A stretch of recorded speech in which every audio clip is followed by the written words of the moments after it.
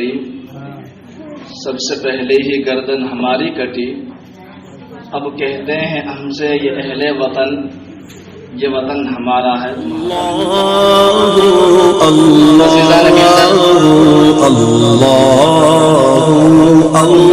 عزیز اور ہمارے بیچ تشریف فرما حضرات علماء کرام، جب 1618 عیسوی میں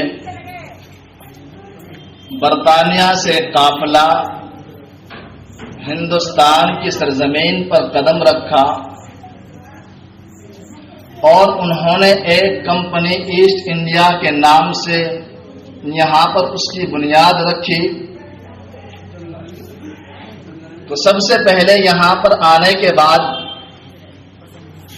مغلیہ سلطنت کے پاس جا کر کے منت و سماجت کر کے کہ ہمیں یہاں پر کچھ عرصے کے لیے تجارت کے واسطے رہنے دیا جائے، چنانچہ مغلیہ سلطنت کی جانب سے انہیں کمپنی کی بنیاد رکھنے کی اجازت دے دی گئی، اور سب سے پہلے انہوں نے جو ایسٹ انڈیا کمپنی کی بنیاد رکھی وہ ہندوستان کی سرزمین، ہندوستان کا حصہ بنگال کی سرزمین تھی۔ مغلیہ سلطنت نے ان کو جہاں پر تجارت کے کام شروع کرنے کی اجازت دی، وہیں پر انہوں نے ایک خطہ اور علاقہ ان کے نام پر کر دیا اور ان سے یہ کہا کہ وہاں پر آپ اپنی حکومت کریں اور رہیں اور تجارت کو فروغ دیں۔ اس وقت بادشاہ اورنگزیب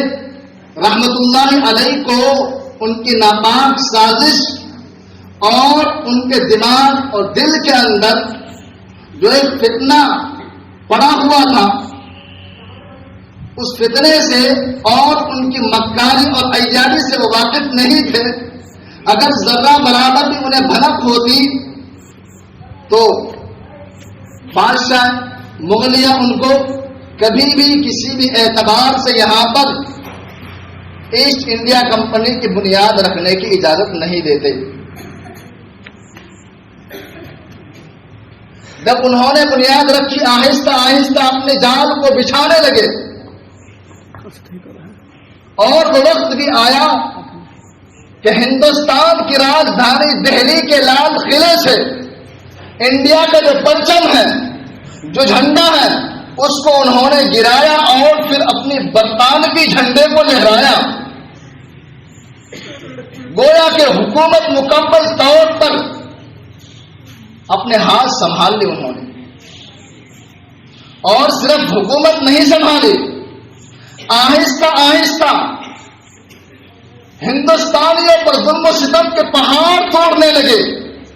ہندوستانیوں کو غلام بنانے لگے وہ، اور ہندوستانیوں کا خون ان کی نظر میں ان کے پسینے سے بھی ارزہ ہونے لگا۔ تو سب سے پہلے ان کی ظلم و بربریت کو دیکھتے ہوئے انگریزوں کے خلاف میدان میں کود پڑنے کا اور جہاد کرنے کا سب سے پہلے جنہوں نے فتویٰ دیا تھا وہ شاہ عبد العزیز محدث دہلوی ہے۔ انہوں نے کہا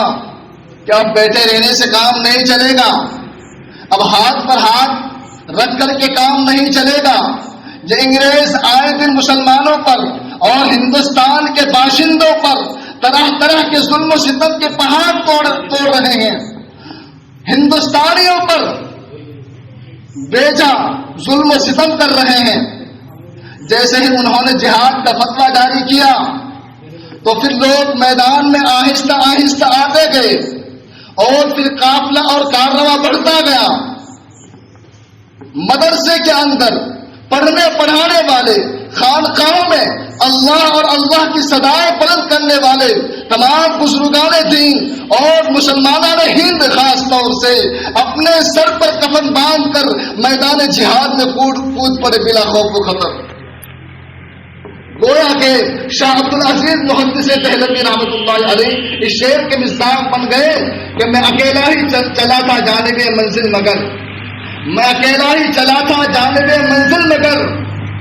راہ رو آتے گئے اور کارواں بڑھتا گیا۔ یہ جنگ چلتا رہا اور پھر بھارت کی سب سے جنگ عظیم جو ہوئی ہے وہ 1857 کی جنگ آزادی لڑی گئی ہے۔ اس میں بے شمار علماء کرام کو جام شہادت نوش کرنا پڑا۔ دہلی کے لال قلعے سے لے کر شاملی تک کوئی درخت ایسا نہیں تھا جس درخت پر علماء کرام کی گردنیں نہ لٹکی ہوئی ہو۔ ایک دن میں 40 علماء کو، 80 علماء کو پھانسی کے پھندوں پر چڑھایا جاتا تھا اور سپروں کی خالوں میں بند کر کے علماء کو گولیوں کا نشانہ بنا دیا جاتا تھا اور بھون دیا جاتا تھا۔ سب سے پہلے مسلمان انگریزوں کے خلاف میدان میں کود پڑے اور پھر برادران وطن ان کے ساتھ چلے، شانہ بشانہ چلے۔ لیکن آج بڑی ناانصافی ہو رہی ہے کہ جنگ آزادی کی فہرست سے شہداء کے نام کو ہٹایا جا رہا ہے، ان کی قربانیوں کو فراموش کیا جا رہا ہے۔ برطانوی ایک سامراج کہتا ہے کہ میرے سامنے 40 علماء کو لایا گیا اور ان سے انگریز جج پوچھنے لگے کہ تم 40 کو چھوڑ دیا جائے گا، صرف تم یہ کہہ دو کہ سن 1857 کی جنگ آزادی میں ہم شریک نہیں تھے۔ تمام نے بیک زبان ہو کر کے کہا کہ ہمیں جام شہادت نوش کرنا پسند ہے، لیکن کبھی بھی ہم اس بات کو نہیں بولیں گے، اس کلمے کو نہیں دہرائیں گے کہ سن 1857 کی جنگ آزادی میں ہم شریک نہیں تھے۔ بہت ہی مختصر انداز میں آپ سے مجھے یہ کہنا ہے کہ ہمیں ان اکابر کی راہ پر چلنے کی ضرورت ہے جنہوں نے اپنے خون پسینے بہا کر انگریزوں سے اس ملک کو آزاد کیا۔ ان کی عبادت، ان کے معاملات، ان کے اخلاق اور ان کے کردار کو اپنانے کی ہمیں ضرورت ہے۔ اللہ تبارک و تعالیٰ نے فرمایا ہے وَلَا تَهِنُوا وَلَا تَحْزَنُوا وَأَنْتُمُ الْأَعْلَوْنَ إِن كُنتُم مُّؤْمِنِينَ۔ تمہیں خوف زدہ ہونے کی ضرورت نہیں ہے، تمہیں گھبرانے کی ضرورت نہیں ہے، تم سربلند رہو گے ان كنتم مؤمنین، بشرطے کہ تم مؤمن ہو۔ آج جہاں پر بھی دیکھیں